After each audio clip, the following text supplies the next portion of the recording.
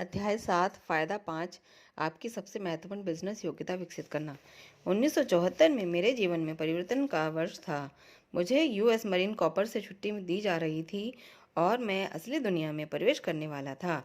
मेरी समस्या यह थी कि मैं किस दुनिया में प्रवेश करूं। क्या मैं अपने गरीब डैडी की दुनिया में प्रवेश करूं और ई क्वाड्रेंट का कर्मचारी बन जाऊंगा, या मैं अपने अमीर डैडी की दुनिया में प्रवेश करूं और बी क्वाड्रेंट की दुनिया में दाखिल हो जाऊं। पहले जैसा मैंने बताया जा चुका है, मेरे पास दो प्रोफेशन थे जिनके द्वारा मैं आसानी से ई क्वाड्रेंट में प्रवेश कर सकता था। मैं शिपिंग उद्योग में वापस जा सकता था और फिर शिप ऑफिसर बन सकता था, स्टैंडर्ड ऑयल के लिए ऑयल टैंकर बेच सकता था, या मैं व्यावसायिक एयरलाइन पायलट बन सकता था जैसा मैंने कई सहपाठियों ने किया। दोनों ही प्रोफेशन आकर्षक थे, परंतु मैं जानता था कि मैं अपनी बची हुई जिंदगी शिप ऑफिसर या पायलट बनकर नहीं गुजारना चाहता था। वे दिन अब गुजर चुके थे। हालांकि इसमें जोखिम ज़्यादा थे और गारंटियां कम थी, परंतु मैंने अपने गरीब डैडी के बजाय अपने अमीर डैडी का अनुसरण करने का फैसला किया। 1974 की शुरुआत में मेरीन कॉर्प्स से मुक्त होने से पहले मैं अपने अमीर डैडी के पास गया और उनसे कहा कि वे मुझे बी क्वाड्रेंट की दुनिया का प्रशिक्षण दें। मुझे अब भी याद है कि मैं वाइफ्रिकी में उनके ऑफिस में गया और उनसे अपने जीवन के अगले दौर के बारे में सलाह मांगी। मैं 26 साल का था और मैं जानता था कि मुझे उस दुनिया में मार्गदर्शन की ज़रूरत थी जहां बहुत थोड़े लोग गए थे, यानी बी क्वाड्रेंट की दुनिया। मुझे क्या करना चाहिए, मैंने उनसे पूछा। मुझे किस तरह के प्रशिक्षण की ज़रूरत है? अपनी डेस्क से ऊपर के तरफ देखते हुए बिना किसी हिचकिचाहट के अमीर डैडी ने कहा, जाओ और सेल्स का कोई काम करो। सेल्स? मैं उस कुत्ते की तरह चिल्लाया जिसने लात मार दी गई हो। मैं बी क्वाड्रेंट में जाना चाहता हूँ, मैं सेल्स में नहीं जाना चाहता। अमीर डैडी जो कह रहे थे उन्होंने वह बंद कर दिया, अपना चश्मा उतारा और अपनी ऊपर उठी आंखों से मुझे घूरते हुए कहा, तुमने मुझसे पूछा था कि तुम्हें इसके आगे क्या करना चाहिए। मैंने स्विफ्ट में बताया है कि इसके बाद क्या करना चाहिए। अगर तुम मेरी बात नहीं मानना चाहते तो मेरे ऑफिस से बाहर निकल जाओ। परंतु मैं बिजनेस मालिक बनना चाहता हूँ, मैं सेल्समैन नहीं बनना चाहता, मैंने बहस करते हुए कहा। देखो, अमीर डैडी ने कहा, कितनी बार तुम्हें बताना पड़ेगा कि अगर तुम सलाह लेने के लिए आओ तो कम से कम मेरी सलाह सुनने का शिष्टाचार तो तुम में होना चाहिए। अगर तुम मेरी सलाह नहीं सुनना चाहते हो तो फिर सलाह मांगना छोड़ दो, समझे? तो फिर मुझे यह समझाइए, सेल्स ही क्यों? मैंने अधिक विनम्र स्वर में जवाब दिया। मेरे दोनों ही डैडी कठोर थे और मैं जानता था कि अगर मुझे कुछ सीखना था तो सम्मान के साथ सुनना मेरे लिए बेहतर था। मुझे बताइए कि बेचना सीखना इतना महत्वपूर्ण क्यों है? बेचने की योग्यता बिजनेस में नंबर 1 योग्यता है, अमीर डैडी ने कहा। बेचने की योग्यता बी क्वाड्रेंट की सबसे महत्वपूर्ण योग्यता है। अगर आप बेच नहीं सकते तो फिर बिजनेस मालिक बनने के बारे में सोचने का कष्ट भी मत उठाओ। नंबर 1 योग्यता, मेरे अमीर डैडी की बात की दोहराते दोहराते हुए कहा। सबसे अच्छे सेल्समैन सबसे अच्छे लीडर होते हैं, अमीर डैडी ने कहा। प्रेसिडेंट कैनेडी को ही देख लो, वे महानतम वक्ताओं में से एक थे। जब वे बोलते थे तो लोग प्रेरित हो जाते थे। ऐसा इसलिए होता था क्योंकि उनमें लोगों की आत्माओं को संबोधित करने की शक्ति थी। आपका मतलब यह है कि आप स्टेज या टेलीविजन पर बोलते हैं तब भी आप बेच रहे होते हैं? मैंने पूछा। बिल्कुल, अमीर डैडी ने कहा। और जब आप लिखते हैं या आमने सामने की चर्चा में बोलते हैं या अपने बच्चे से बात करते हैं या बच्चों से उनके खिलौने उठाने को कहते हैं तो यह सभी चीज़ें बेचने की श्रेणी में आती हैं। आपके हाई स्कूल के टीचर हर दिन बेचने की कोशिश कर रहे थे। कुछ ने यह काम बहुत अच्छे तरीके से नहीं किया, मैंने व्यंग से मुस्कुराते हुए कहा। यही कारण है कि वे महान टीचर्स नहीं बन सके। सभी महान टीचर्स महान सेल्समैन रहे हैं। मैं ईसा मसीह, बुद्ध, मदर टेरेसा, गांधी, मोहम्मद की तरफ देखो, वे सभी महान टीचर्स थे, जिसका अर्थ है कि वे सभी महान सेल्समैन थे।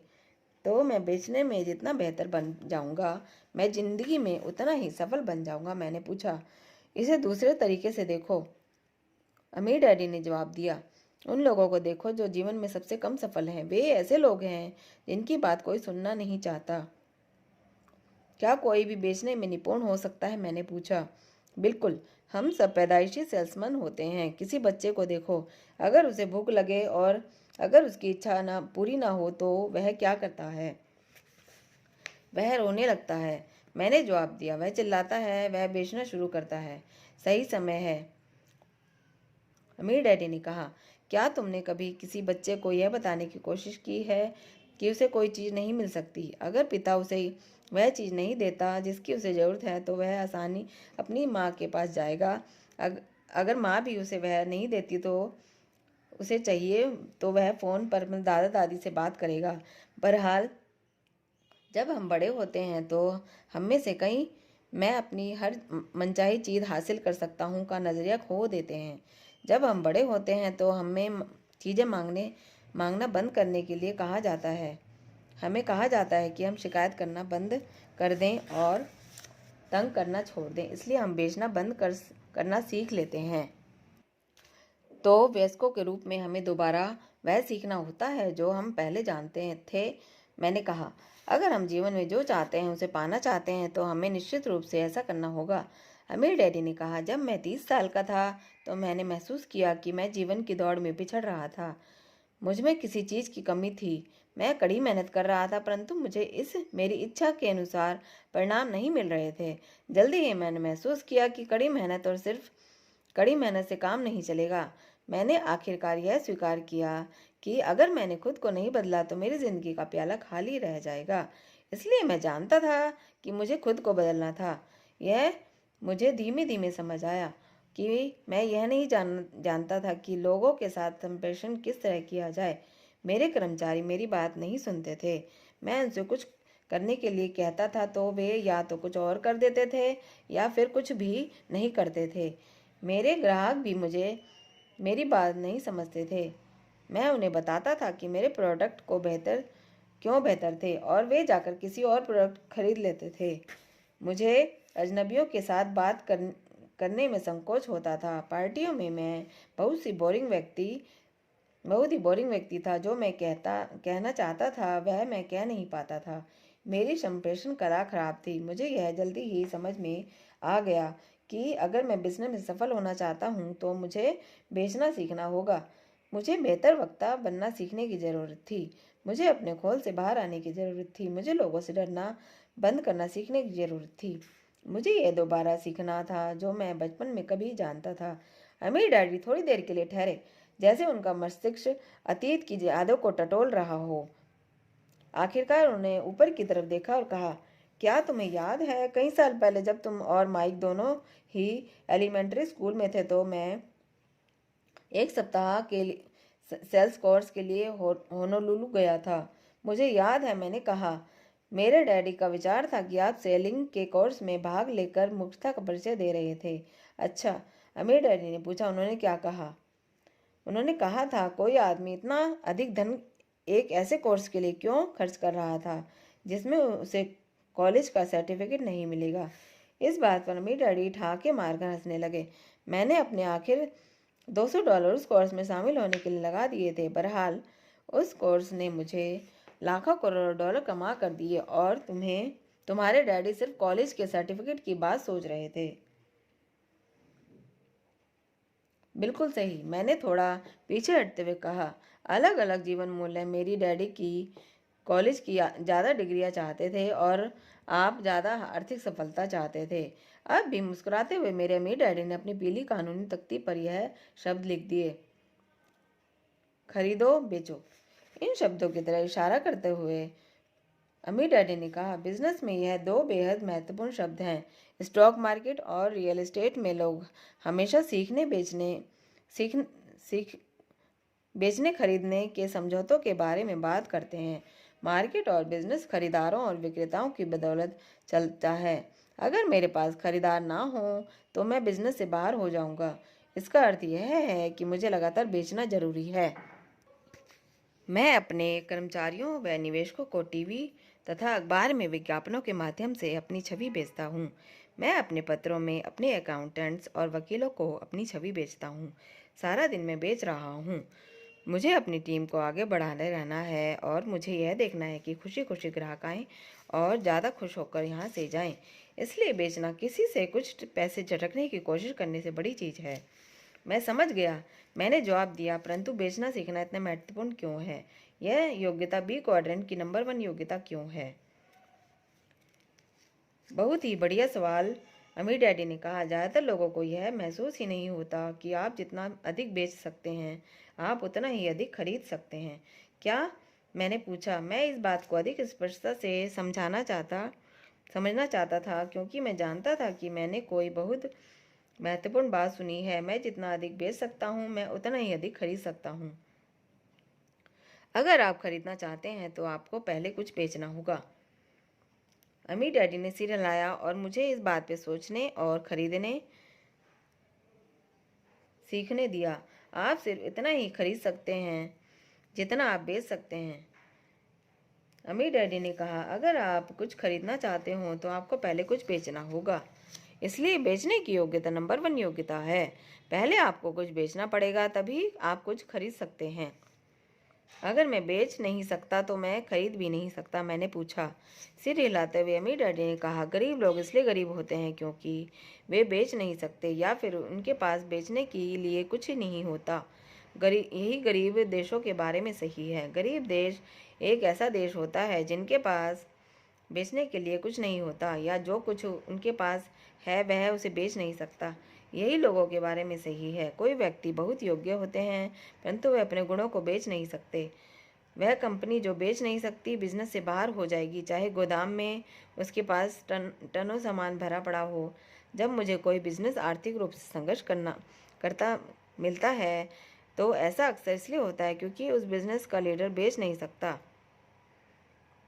वे स्मार्ट हो सकते हैं, परंतु वे खराब संप्रेषक होते हैं। मैं कई मध्य स्तरीय मैनेजरों से मिला हूँ जो कॉरपोरेट सीढ़ी पर इसलिए ऊपर नहीं चढ़ पाए क्योंकि वे बेच नहीं सकते थे। आप ऐसे बहुत से अकेले लोगों से मिले होंगे जिन्हें अपने सपनों का पुरुष या महिला ना मिल पाया हो, सिर्फ इसलिए क्योंकि वे यह बताने में सफल हो रहे हैं कि वे कितने अच्छे व्यक्ति हैं। आपका अर्थ है कि जब मैं किसी लड़की को डेटिंग पर ले जाता हूं तो आप उसे भी सेलिंग करते हैं। बहुत महत्वपूर्ण सेलिंग, अमीर डैडी ने कहा। दुनिया कई अकेले और गरीब लोगों से भरी हुई है, सिर्फ इसलिए क्योंकि उन्हें यह कभी नहीं सिखाया गया कि किस तरह बेचा जाए, किस तरह संप्रेषण किया जाए, किस तरह रिजेक्शन की दर को जीता जाए, किस तरह रिजेक्ट कर दिए जाने के बाद फिर से खड़ा हुआ जाए। तो सेलिंग जीवन के हर पहलू को प्रभावित करती है, मैंने कहा। बिल्कुल सही। इसलिए मैंने कई साल पहले अपना आखिरी डॉलर उस कोर्स में लगा दिया था जिसने मुझे सिखाया कि बेचा किस तरह जाए। आज मेरे पास तुम्हारे डैडी से अधिक पैसा इसलिए है क्योंकि उनके पास कॉलेज की डिग्रियां ज़्यादा हैं, जबकि मेरे पास सेलिंग का बेहतर योग्यता है। इसलिए मैं तुमसे यह कह रहा हूँ कि अगर तुम बिजनेसमैन बनना चाहते हो तो जाओ और बेचना सीखो और बेचने की अपनी योग्यता सुधारो। बेचने में आप कितने बेहतर होंगे, आप उतने ही ज़्यादा अमीर बन जाएंगे। अमीर डैड ने बाद में यह समझाया कि उनका अकाउंटेंट एक स्थायी तनख्वाह के बदले में अपनी प्रोफेशनल योग्यताएं बेचता है। उन्होंने कहा, जब कोई व्यक्ति किसी पद के लिए आवेदन देता है तो वह दरअसल अपनी प्रोफेशनल सेवाएं बेच रहा है। फिर उन्होंने आगे कहा, हर आदमी कुछ न कुछ बेच रहा है। जब आप अपने घर जाते हैं तो वहाँ की हर चीज़, stove, refrigerator, sofa, television set, बिस्तर, हर चीज़ किसी न किसी ने आपको बेची है। जब आप सड़क पर जाते हैं तो आप जितनी भी चीज़ों को देखते हैं वे भी किसी न किसी ने बेची हैं। हर चीज़ जो आपके पास है वह या तो आपको किसी ने बेची है या फिर आपने उसे चुराया है। अगर आपने उसे चुराया है तो मेरे ऑफिस से बाहर निकल जाओ, क्योंकि मैं चोरों के साथ बिजनेस नहीं करता। मैं उन लोगों के साथ बिजनेस करता हूँ जो बेचते हैं। मुझे यह एहसास नहीं था कि बेचना बिजनेस में इतना महत्वपूर्ण था। मैंने कहा, मुझे यह एहसास नहीं था कि अगर मैं अमीर बनना चाहता हूँ तो मुझे यह सीखने की ज़रूरत पड़ेगी कि किस तरह बेचा जाए। अगर आप जीवन में सफल होना चाहते हैं तो आपको यह सीखने की ज़रूरत है कि किस तरह बेचा जाए, अमीर डैडी ने कहा। असली दुनिया को देखो। जो राजनेता चुनाव जीतते हैं वे महान सेल्समैन होते हैं। सबसे सफल धार्मिक लीडर महान सेल्समैन होते हैं। सर्वश्रेष्ठ टीचर सर्वश्रेष्ठ सेल्समैन होते हैं। बच्चे जन्मजात महान सेल्समैन होते हैं। मेरी बात तुम्हें समझ में आई? बिल्कुल आई, मैंने कहा, परंतु मैं बेचने के विचार से आतंकित हो जाता हूँ। इस सच्चे वाक्य पर अमीर डैडी ने कहा, सहमति से सिर हिलाया और 1 मिनट तक चुप रहकर विचार किया। तुम्हारी ईमानदारी तारीफ के काबिल है, उन्होंने आखिरकार कहा। ज़्यादातर लोग बेचने से घबराते हैं, ज़्यादातर लोग रिजेक्शन से आतंकित रहते हैं, परंतु अपने डर को स्वीकार करने के बजाय वे सेल्समैनों के बारे में बुरी बातें करते हैं। जैसे, मैं सेल्समैन नहीं हूँ, मैं तो एक शिक्षित प्रोफेशनल हूँ। आपका मतलब है कि ज़्यादातर लोग अपने डर के बारे में झूठ बोलते हैं, मैंने कहा। वे यह नाटक करते हैं कि बेचने का काम घटिया स्तर का है। बिल्कुल सही, जो लोग बेचने से डरते हैं उनमें से अधिकांश यह बात नहीं मानेंगे, इसलिए वे सेल्स प्रोफेशन का या उन लोगों का तिरस्कार करते हैं जो बेचते हैं। अमीर डैडी ने कहा, और जो लोग ऐसा करते हैं वे अक्सर गरीब लोग होते हैं। जीवन के 1 या 2 क्षेत्रों में से वे गरीब होते हैं। अक्सर वे व्यक्तिगत सफलता के किसी क्षेत्र में या प्रेम में गरीब होते हैं। अधिकांश लोग जो बेच नहीं सकते ऐसे लोग होते हैं जिन्हें अपने साधनों से नीचे रहना पड़ता है, सस्ते सामानों की सेल में सामान खरीदना पड़ता है और सिर्फ इसलिए कंजूसी से रहना पड़ता है क्योंकि वे बेचने से डरते हैं। उनके डर और बेचने की उनकी अयोग्यता की वजह से ही वे गरीब बने रहते हैं। परंतु क्या ज़्यादातर लोग रिएक्शन से नहीं डरते? मैंने पूछा। हाँ बिल्कुल, अमीर डैडी ने कहा। इसलिए सफल लोग अपने डर को जीतना सीख ले जाते हैं और वे अपने डर को खुद के जीवन पर हावी नहीं होने देते। इसलिए मैं सेल्स कोर्स के करने के लिए अपने आखिरी डॉलर लेकर होनोलुलु गया था। इसके अलावा मैं तुम्हें वही सलाह दे रहा हूँ जो मैंने खुद को दी थी। मेरी सलाह है कि जाओ और बेचना सीखो। मैं इसे दोबारा कहूँगा, जब कोई गरीब असफल या अकेला होता है तो ऐसा इसलिए होता है क्योंकि वह कुछ ना कुछ बेचने में असफल हो गया है। अगर आप अपनी मनचाही चीज़ हासिल करना चाहते हैं तो आपको पहले कुछ बेचना होगा। तो मैं अपनी मनचाही कोई भी चीज़ खरीद सकता हूँ बशर्ते मैं बेच सकूँ? मैंने पूछा। अमीर डैडी ने सिर हिलाया। इसलिए सेलिंग तुम्हारी सबसे महत्वपूर्ण योग्यता है। क्या तुम यह सीखने के लिए तैयार हो कि किस तरह बेचा जाता है? मेरी सेल्स शिक्षा शुरू हुई। मैंने उस चर्चा के बाद मैंने अपने अमीर डैडी की सलाह मानी और मैंने जल्दी ही IBM और जेरोक्स दोनों ही कंपनियों में नौकरी के लिए आवेदन दे दिया। मैंने दोनों कंपनियों में इनकी भुगतान योजना की वजह से आवेदन नहीं दिया था, बल्कि इनकी सेल्स ट्रेनिंग की वजह से दिया था। मैंने नेटवर्क मार्केटिंग कंपनियां भी अपने लोगों के लिए उत्कृष्ट ट्रेनिंग प्रोग्राम उपलब्ध कराती है। मेरे लिए बेचना सीखना, रिजेक्शंस के अपने डर को जीतना सीखना और अपनी बात को समझाने वाले किसी के दिल तक पहुंचाना सीखना, यह सर्वश्रेष्ठ शिक्षा है जो मुझे कभी मिली थी। बेचना सीखने से मेरी ज़िंदगी बदल गई। बेचना सीखने से मेरा भविष्य बदल गया। अपने अंदर से विजेता को बाहर निकालना। सेल्स ट्रेनिंग में बेचना सीखने से भी ज़्यादा महत्वपूर्ण बातें सीखने को मिलती हैं। जब मैंने पहली बार जेरोक्स के साथ शुरुआत की तो मैं बहुत ही संकोची था। इसलिए हालांकि मुझे जेरोक्स में बहुत अच्छी ट्रेनिंग दी गई थी, परंतु मैं मेरे डैडी अब भी मुझे दरवाज़ा खटखटाने या फ़ोन पर कॉल करने से रोक रहे थे। मुझे आज भी यही डर सताते हैं। फ़र्क यह है कि मैंने आखिरकार अपने डर को जीत कर आत्मविश्वास हासिल कर लिया और फ़ोन कॉल्स करने या दरवाजे पर खटखटाने का साहस जुटा लिया। अगर मैंने अपने व्यक्तिगत डरों को जीतना नहीं सीखा होता तो मेरे अंदर का पराजित आदमी जीत गया होता। अमीर डैडी अक्सर कहते थे, हम में से हर एक के भीतर एक अमीर आदमी और एक गरीब आदमी छुपा होता है। हम में से हर एक के भीतर एक विजेता और एक पराजित आदमी भी छुपा हुआ है। हर बार जब हम अपने डरों, अपनी शंकाओं और अपने आत्मविश्वास के अभाव को जीतने देते हैं तो हमारे अंदर का पराजित आदमी जीत जाता है। बेचना सीखना अपने अंदर के इस पराजित आदमी को जीतना है। बेचना सीखना अपने अंदर के विजेता को बाहर निकालना भी है। नेटवर्किंग मार्केटिंग के साथ एक बढ़िया बात यह है कि यह आपको अपने डरों का सामना करने, अपने डरों से निपटने, अपने डरों को परास्त करने का अवसर प्रदान करती है और यह आपके अंदर की विजेता को जीतने का मौका देती है। नेटवर्क मार्केटिंग कंपनियों की एक बढ़िया बात यह है कि आप सीखते हैं तो संगठन के लीडर्स में आपके साथ काम करने का धैर्य होता है। बिजनेस की असली दुनिया में अगर आप 3 से 6 महीने में नहीं बेच पाएंगे तो आपको निकाल दिया जाएगा। जेरोक्स थोड़ा ज़्यादा उदार था। उन्होंने मुझे सीखने के लिए 1 साल दिया और 1 साल प्रोबेशन पर दिया। अगर मुझे 2 साल का समय नहीं मिला होता तो मैं जानता हूँ कि मुझे निकाल बाहर कर दिया जाता। आखिरकार बाहर निकाल दिए जाने से ठीक पहले मेरा आत्मविश्वास बढ़ने लगा।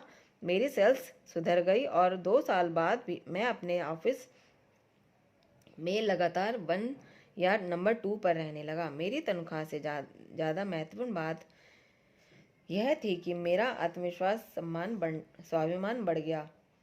अपने आत्मविश्वास और आत्म स्वाभिमान को दोबारा हासिल करना मेरे लिए अमूल्य साबित हुआ और इसने लाखों डॉलर कमाने में मेरी मदद करी। इसके लिए मैं हमेशा जेरोक्स कॉरपोरेशन और उनके स्टाफ का आभारी रहूँगा, जिन्होंने मुझे सिखाया कि कैसे बेचा जाए। उससे भी महत्वपूर्ण बात यह है कि किस तरह मेरे अंदर का राक्षसों, शंकाओं और डर को जीता जाए।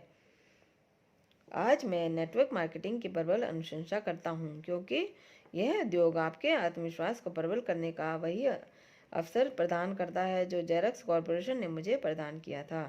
सेल्स ट्रेनिंग ने मेरे सपनों की राजकुमारी से मिलने में मेरी मदद की। विषय से हटकर मैं यह कहना चाहूँगा कि मेरी सेल्स योग्यताओं के बिना और उससे भी अधिक महत्वपूर्ण अपने आत्मविश्वास के बिना मुझे संदेह है कि मैं अपने कभी सपनों की राजकुमारी से मिल पाया होता और उससे मेरी शादी हुई होती। जब मैं पहली बार अपनी पत्नी किम से मिला तो मैंने सोचा कि वह दुनिया की सबसे सुंदर महिला है।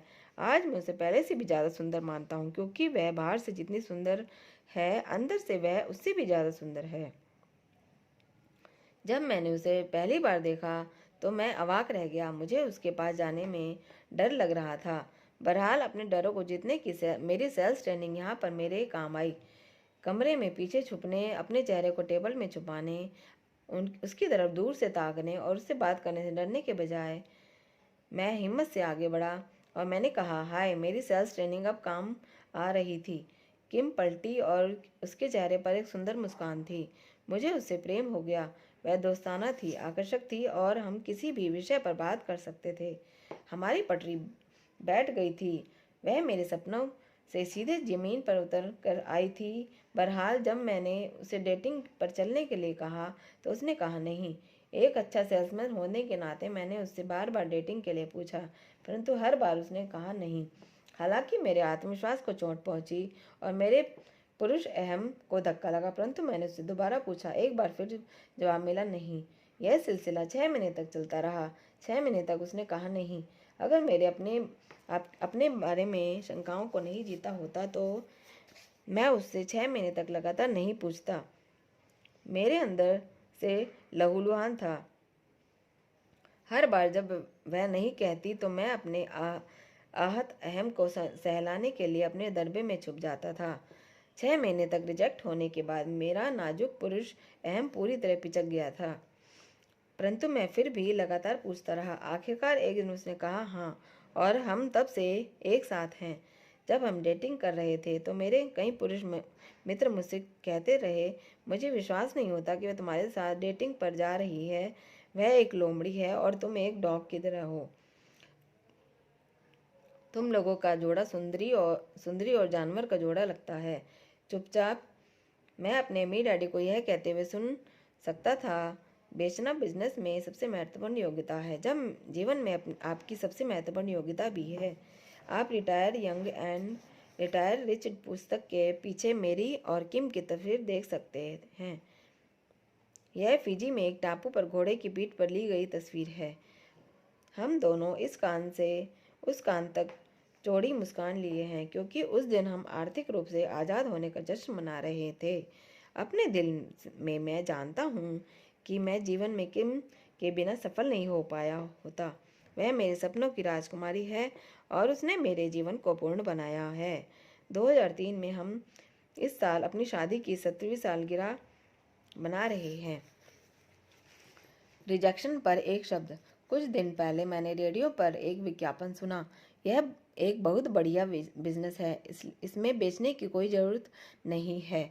मैंने अपने आप से पूछा, कौन व्यक्ति इस तरह के काम या बिजनेस की तरह आकर्षित होगा जिसमें बेचने की कोई ज़रूरत ना हो। इस बारे में सोचने पर मुझे एहसास हुआ कि ज़्यादातर लोग उस काम की तरफ आकर्षित होते हैं जिसमें बेचना न पड़े। हालांकि हम सभी कुछ ना कुछ बेचते हैं। मैंने इस बारे में जितना अधिक सोचा, मुझे उतना ही एहसास हुआ कि ज़्यादातर लोग बेचने के खिलाफ नहीं हैं। ज़्यादातर लोग सिर्फ रिजेक्शन को नापसंद करते हैं। मैं जानता हूँ कि मैं इसे नापसंद करता हूँ। मुझे रिजेक्ट किए जाने से नफरत है। चूँकि ज़्यादातर लोग रिजेक्शन से नफरत करते हैं, इसलिए मैंने सोचा कि मैं इस विचार को जोड़ दूँ, जो रिजेक्शन शब्द पर एक अलग दृष्टिकोण होगा। 20 साल पहले जब मैं जेरॉक्स कंपनी का संघर्षरत सेल्स प्रतिनिधि था, तो मैं अपने अमीर डैडी के पास गया और उन्हें बताया कि मैं रिजेक्शन से नफरत करता था। मैंने कहा, मैं रिजेक्शन से जितनी नफरत करता हूँ, उससे कहीं ज़्यादा मैं उससे डरता हूँ। मैं अपने आप को हर उस स्थिति से बचाने की कोशिश करता हूँ जिसमें रिजेक्शंस का खतरा हो। मैं कई बार सोचता हूँ कि रिजेक्शन होने से तो बेहतर है मर जाना। हर बार मैं दरवाज़ा खटखटाता हूँ और सेक्रेटरी कहती है, हमारे पास पहले से ही कॉपियर है या हमें नई कॉपियर में कोई दिलचस्पी नहीं है। खासकर जेरोक्स के कॉपियर में, या बहुत सेल्समैनों से चर्चा नहीं करते, या हमें आपका प्रस्ताव पसंद आया परंतु हम आपकी प्रतियोगी कंपनी IBM का कॉपियर खरीदने वाले हैं। ऐसे समय मेरी इच्छा होती थी कि ज़मीन के अंदर किसी बिल में घुस जाऊं और अपने आप को दफन कर लूं। मैं रिजेक्ट होने के बारे में जितना सोचता रहा, सेलिंग छोड़ने और भाग जाने की मेरी उतनी ही ज़्यादा इच्छा होने लगी। मैं रिजेक्शन से ज़्यादा दूर भागता था। जेरोक्स में मेरा बॉस उतनी ज़्यादा बार कहता था कि वह मुझे नौकरी से निकालने वाला है। रिजेक्शंस सफलता। मेरे लिए रिजेक्शंस का मेरा डर तथा आत्मविश्वास व आत्मस्वाभिमान की मेरी कमी मेरा जीवन बर्बाद कर रही थी। ऊपर से तो मैं आत्मविश्वासी और बहुमुखी दिखता था। बाहर से तो मैं US मरीन का जॉन वेन नज़र आता था, परंतु सच कहा जाए तो भीतर से मैं PV हरमैन था। मेरी ज़िंदगी के इस कष्टकारी समय में जब मुझे नौकरी से बस निकाला ही जाने वाला था, तो मेरे अमीर डैडी ने मुझे कुछ ज्ञान के मोती प्रदान किए, जो उनके द्वारा कहे गए सर्वश्रेष्ठ शब्द थे। जिस दिन मुझे जेरोक्स में मेरे सेल्स मैनेजर ने प्रोबेशन पर रखा, उस दिन अमीर डैडी ने मुझसे कहा, दुनिया में सबसे सफल लोग दुनिया में सबसे रिजेक्ट लोग भी होते हैं क्या? मैंने दोबारा पूछा, क्योंकि मुझे विश्वास नहीं था कि मैंने उनकी बातें ठीक तरह से सुनी हैं। दुनिया के सबसे सफल लोग सबसे रिजेक्टेड लोग होते हैं। तुमने ठीक सुना, अमीर डैडी ने कहा कि और दूसरी तरफ जिन लोगों को सबसे कम रिजेक्ट किया जाता है, वे सबसे कम सफल होते हैं। तो अगर मैं जीवन में सफल होना चाहता हूँ तो मुझे ज़्यादा रिजेक्ट होना चाहिए। मैंने कहा, तुम मेरा मतलब समझ गए। अमीर डैडी मुस्कुराए। मैं नहीं समझ पाया। कृपया समझा कर कहिए, मैंने पूछा। अमेरिका के प्रेसिडेंट्स को ही देख लो। 49% मतदाताओं यानी करोड़ों लोगों ने उनके खिलाफ वोट किया। उन्होंने उसे रिजेक्ट कर दिया। क्या तुम्हें कभी करोड़ों लोगों ने रिजेक्ट किया है? नहीं, मैंने कहा। ठीक है, जब ऐसा होगा तब तुम प्रसिद्ध हो और सफल बन जाओगे, परंतु उन्हें करोड़ों लोगों ने स्वीकार भी किया है। मैंने कहा, यह सच है, अमीर डैडी ने कहा, परंतु अगर वे रिजेक्शन से डर जाते तो क्या वे कभी अमेरिका के प्रेसिडेंट बन सकते थे? नहीं, मुझे नहीं लगता। मैं जानता हूँ कि कई लोग ऐसे हैं जो उन्हें रिजेक्ट ही नहीं करते, बल्कि इससे ज़्यादा बुरी निगाह से देखते हैं। कई लोग उनसे नफरत करते हैं। उनके चारों तरफ सुरक्षा गार्ड रहते हैं, क्योंकि कई लोग उन्हें मारना चाहते हैं। मैं नहीं सोचता कि मैं उस तरह के दबाव को झेल सकता हूँ, और शायद इसलिए तुम उस तरह की सफलता हासिल नहीं कर सकते हो जो तुम चाहते हो या जिसे पाने में तुम सक्षम हो। मुद्दे की बात यह है कि कोई भी रिजेक्ट होना पसंद नहीं करता। परंतु सबक यह है कि जो लोग रिजेक्शन से भाग रहे हैं वे इस धरती पर सबसे सफल लोग हैं, कम सफल लोग हैं। इसका अर्थ यह नहीं है कि वे अच्छे लोग नहीं हैं, इसका सिर्फ यह अर्थ है कि वे लोग उतने सफल नहीं हैं जितने कि वे लोग जिन्हें बहुत बार रिजेक्ट किया जाता है, वे लोग जो रिजेक्शन से भागते नहीं हैं। इसलिए अगर मैं जीवन में सफल होना चाहता हूँ तो मुझे अधिक से अधिक रिजेक्ट होने का खतरा उठाना पड़ेगा।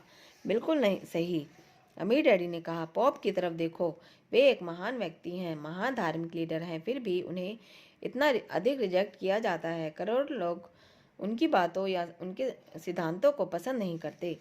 इसका अर्थ है कि दब्बू व्यक्ति की तरह काम करने और सेल्स मैनेजर द्वारा नौकरी से निकाल दिए जाने के बजाय मुझे बाहर जाना चाहिए और रिजेक्ट होना शुरू कर देना चाहिए। बहरहाल, अगर तुम रिजेक्ट होना शुरू नहीं करते हो तो तुम्हें निश्चित रूप से नौकरी से निकाल दिया जाएगा। और अमीर डैडी ने मुस्कुराते हुए कहा, देखो, मूर्खता मत करो, दुनिया में भागते हुए मत फिरो और अपने चेहरे की जिंदगी की दीवारों से छुपाते मत फिरो। हाँ, तुम्हें रिजेक्ट होने का जोखिम लेना चाहिए, परंतु तुम्हें अपने रिजेक्शन से सीखना भी चाहिए, और यही सुधार का अर्थ है। रिजेक्शन और सुधार, मैंने कहा। सिर हिलाते हुए अमीर डैडी ने वह फार्मूला लिख दिया जो उन्होंने वर्षों पहले होनोलुलु में अपने सेल्स ट्रेनिंग में सीखा था। वह ट्रेनिंग जिसके लिए उन्होंने $200 खर्च किए थे। रिजेक्शन और सुधार इक्वल टू शिक्षा और प्रगति। मैंने इस फॉर्मूले का कई वर्षों तक अनुसरण किया है।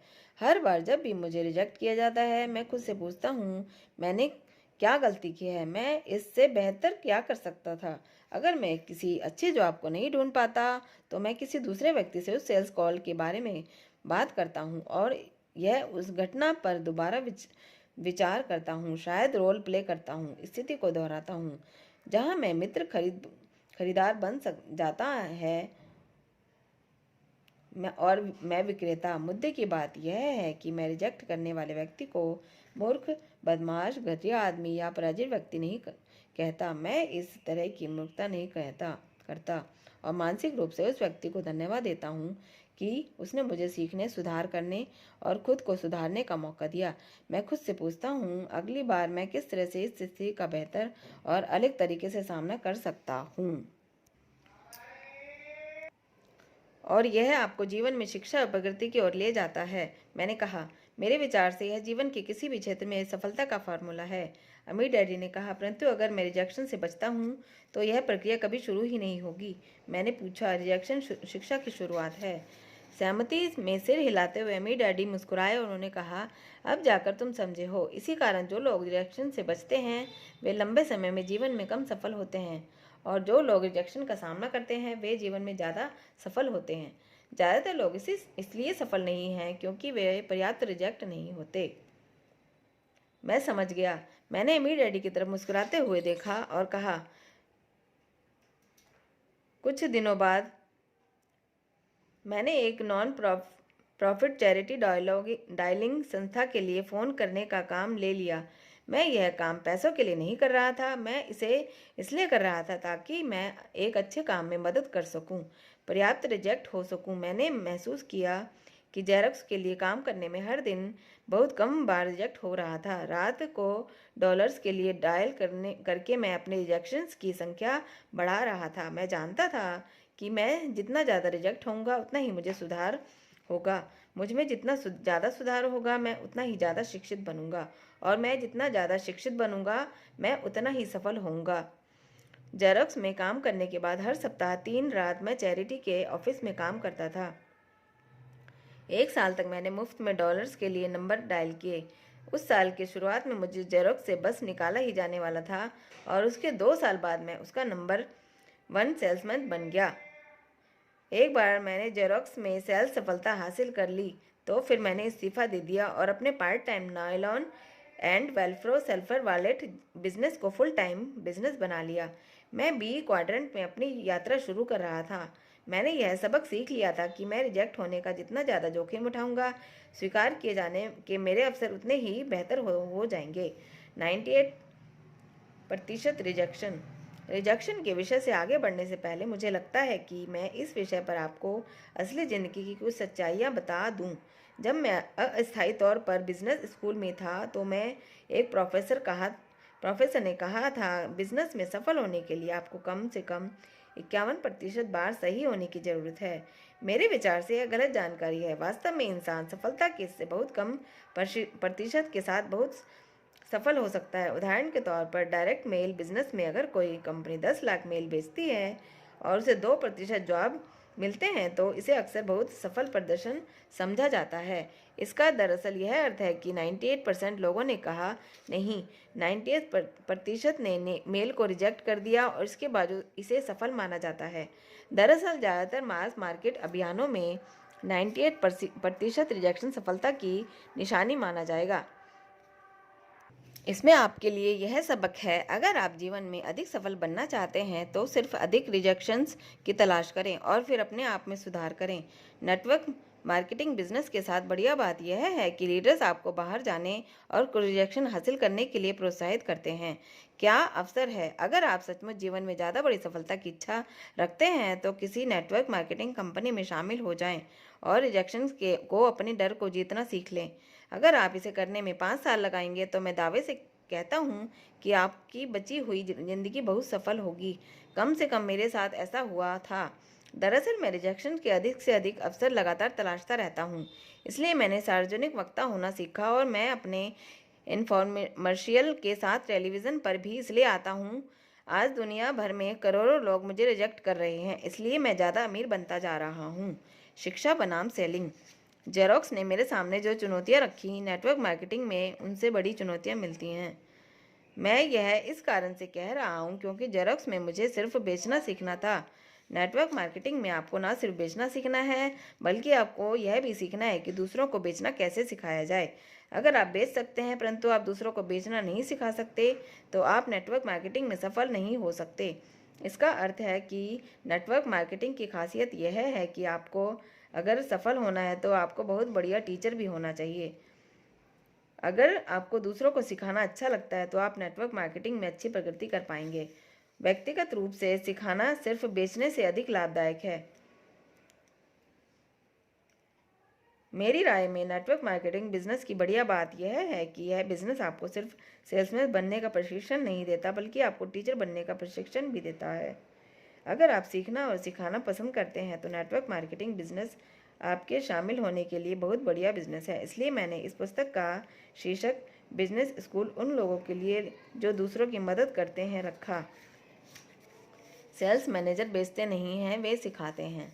जब मैं विभिन्न नेटवर्क मार्केटिंग कंपनियों पर अपनी मार्केट रिसर्च कर रहा था तो मैंने कई सफल लोगों को पाया जो कड़ी मेहनत कर रहे थे और बेच सकते थे, परंतु वे अपने बिजनेस में उतने सफल नहीं थे। उनके सफल न होने का कारण यह था कि वे उन लोगों के लिए बेच रहे थे जो खुद नहीं बेच पाते थे। उदाहरण के तौर पर मैं इस मीटिंग में गया जहां एक नए बिजनेस मालिक ने अपने कुछ दोस्तों और परिवार के सदस्यों को बिजनेस अवसर के बारे में जानने के लिए बुलाया था। जब मैं प्रस्तुति को सुनने के लिए कमरे में बैठा तो मैंने यह देखा कि नए बिजनेस मालिक के अपलाइन स्पॉन्सर ने ही पूरी प्रस्तुति दी। नए बिजनेस मालिक ने कुछ नहीं कहा। मीटिंग के बाद मैंने नए बिजनेस मालिक से पूछा कि क्या उसका अपलाइन लीडर उसे सेलिंग के गुर सिखाने के लिए समय देता है। उसने कहा, नहीं, मेरा अपलाइन बस हमसे यह चाहता है कि हम लोगों की मीटिंग में बुलाएं और वह अकेला व्यक्ति है जो सेलिंग करता है क्योंकि वह सर्वश्रेष्ठ सेल्समैन है। वहीं पर मैं समझ गया कि इस नेटवर्क मार्केटिंग कंपनी के शिक्षा तंत्र में दोष है। पहली बात तो यह है कि ट्रेनिंग एक मजाक थी। इस कंपनी की एक रीडिंग लिस्ट थी परंतु किसी ने भी कोई पुस्तक नहीं पढ़ी थी। दूसरी बात, यह सिर्फ इतना चाहती थी कि बिजनेस शुरू करने वाले लोग अपने दोस्तों और परिवार के लोगों को बुला लें और ताकि बेहतर सेल्समैन उन्हें बेच सकें। यह बिजनेस स्कूल नहीं था, यह तो सेल्स स्कूल था। जब मैं जेरोक्स में था तो मेरे सेल्स मैनेजर चार्ली रॉबिन्स मेरे द्वारा देखे गए सबसे अच्छे टीचर्स में से एक थे। मैं अपॉइंटमेंट लेता था और चार्ली मेरे साथ सेल्स कॉल पर चल देता था। कॉल के दौरान मैं बहुत कम बोलता था। कॉल के बाद हम उसके ऑफिस में जाते थे और सेल्स परिस्थिति का विश्लेषण करते थे। मेरे कमज़ोर और सशक्त बिंदुओं पर हम चर्चा करते थे। सुधारों और सबक सीखने के बाद चार्ली कई सेल्स ट्रेनिंग ड्रिल और अभ्यास करवाता था ताकि मेरी सेल्स योग्यताएं विकसित हो सकें। खासकर रिजेक्शंस को जीतने की योग्यता। इस तरह से मैं सेल्समैन बना। मैं एक सफल सेल्समैन इसलिए बना क्योंकि मेरे पास एक बहुत बढ़िया टीचर था। हालांकि वह खुद एक महान सेल्समैन था परंतु एक बार सेल्स मैनेजर बनने के बाद चार्ली को टीचर बनना पड़ा और वह एक महान टीचर था। इसलिए वह मेरी अधिकांश सेल कॉल्स में चुपचाप बैठा रहता था। कभी कभार वह मुझे बताता था कि क्या करना चाहिए, परंतु ज़्यादातर समय वह चुपचाप बैठा रहता था और मुझे अपनी गलतियां करने देता था। संदेश यह है कि नेटवर्क मार्केटिंग में सफल होने के लिए आपको चार्ली रॉबिन्स की तरह होना चाहिए, महान सेल्समैन और महान टीचर। एक बार आप ऐसा करना सीख लें तो यह बिजनेस आपके सपनों को सच कर देगा। Sales dogs. Blair Singer Rich Dad के सलाहकार और सेल्स डॉग्स के लेखक हैं और 20 वर्ष से मेरे प्रिय मित्र हैं। वह और मैं सेलिंग बिजनेस में रहे हैं। हम दोनों ने हवाई में जूनियर सेल्स प्रतिनिधि के रूप में शुरुआत की। वह बरोज कॉरपोरेशन में चला गया जिसे आज यूनिसिस के नाम से जाना जाता है और मैं जेरोक्स कॉरपोरेशन में आ गया। हम कॉरपोरेट सेल्स ट्रेनिंग की दुनिया से गुजरे। ब्लेयर और मैंने एक चीज़ देखी कि कई नेटवर्क मार्केटिंग बिजनेस मालिक बेचना तो सीख सकते हैं, परंतु वे इसलिए असफल हो जाते हैं क्योंकि महान सेल्स मैनेजर बनने में असफल हो जाते हैं। कॉरपोरेट अमेरिका की दुनिया में सेल्स मैनेजर टीचर होते हैं, वे सिर्फ सेल्समैन नहीं होते। अपनी पुस्तक सेल्स डॉग में ब्लेयर किसी सेल्स संगठन में पाए जाने वाले अलग अलग तरह के सेल्समैनों की चर्चा करते हैं और यह कहते हैं कि हर डॉग को अलग तरीके की ट्रेनिंग की ज़रूरत होती है। ब्लेयर कहते हैं नेटवर्क मार्केटिंग में सेल्स ट्रेनिंग इतनी ज़्यादा महत्वपूर्ण इसलिए है क्योंकि यहाँ न केवल आपको यह सीखना है कि बेचा किस तरह जाए, बल्कि आपको यह भी सीखना है कि किस तरह दूसरों को बेचना सिखाया जाए। अगर आप दूसरों को बेचना नहीं सिखा पाते तो आप नेटवर्क मार्केटिंग बिजनेस में सफल नहीं हो सकते। क्रेडिट कार्ड ऋण। बहुत सारे लोग आज क्रेडिट कार्ड ऋण में फंसे हुए हैं और इसका एक कारण यह है कि वे बेच नहीं सकते। जब लोग उधार पर चीज़ें खरीदते हैं तो दरअसल वे अपने भविष्य को बेच रहे हैं, अपने भविष्य के श्रम को बेच रहे हैं। कई मामलों में जब क्रेडिट कार्ड का प्रयोग किया जाता है तो लोग आज कुछ खरीदने के लिए अपने आने वाले कल को बेच देते हैं। ज़्यादातर लोग क्रेडिट कार्ड ऋण में इसलिए फंस जाते हैं क्योंकि उन्हें अच्छा खरीदार बनना तो सिखाया गया परंतु अच्छा बेचने वाला बनना नहीं सिखाया गया। अपने आने वाले कल को बेचने के बजाय मैं आपको नेटवर्क मार्केटिंग बिजनेस में शामिल होने की सलाह दूंगा ताकि यह आप सीख सकें कि किस तरह बेचा जाए। अगर आप बेचना सीख लेते हैं और सफल नेटवर्क मार्केटिंग बिजनेस बनाना सीख लेते हैं तो आप अपने क्रेडिट कार्ड का प्रयोग करके जो चाहे खरीद सकते हैं और क्रेडिट कार्ड के बिल का भुगतान हर महीने के आखिर में कर सकते हैं। मेरे लिए यह अपने कल को बेचने से ज़्यादा समझदारी का सौदा है। आप और मैं जानते हैं कि जब आप अपने आने वाले कल को बेच देते हैं तो आपके पास बहुत सुनहरा भविष्य नहीं रह जाता। संक्षेप में, बेचने की योग्यता हर एक के लिए बेहतर महत्वपूर्ण जीवन योग्यता है। यहाँ तक कि मेरी बिल्ली भी बेचती है। दरअसल मेरी बिल्ली अधिकांश लोगों से ज़्यादा अच्छी तरह बेच लेती है। हर सुबह अगर मैं उसे भूख लगने पर कुछ खाने को नहीं देता हूँ तो मेरी छोटी बिल्ली मुझे बता देती है कि वह क्या चाहती है और कब चाहती है। इंसानों को इस तरह की ट्रेनिंग नहीं दी जाती। नेटवर्क मार्केटिंग बिजनेस आपको आपकी प्राकृतिक योग्यता को एक बार फिर वापस लौटा सकता है ताकि आप जीवन में जो चाहें हासिल कर सकें और यह आपको यह सिखा सकता है कि किस तरह बेचा जाए और आपको यह भी सिखा सकता है कि दूसरों को बेचने का तरीका कैसे सिखाया जाए। अगला फ़ायदा। अगले अध्याय में हम इस विषय पर बात करेंगे कि किस तरह नेटवर्क मार्केटिंग बिजनेस लीडरशिप योग्यताएं विकसित करने में आपकी मदद करता है। मेरे अमीर डैडी ने कहा था, बी क्वाड्रेंट में लीडरशिप की योग्यता वैकल्पिक नहीं होती।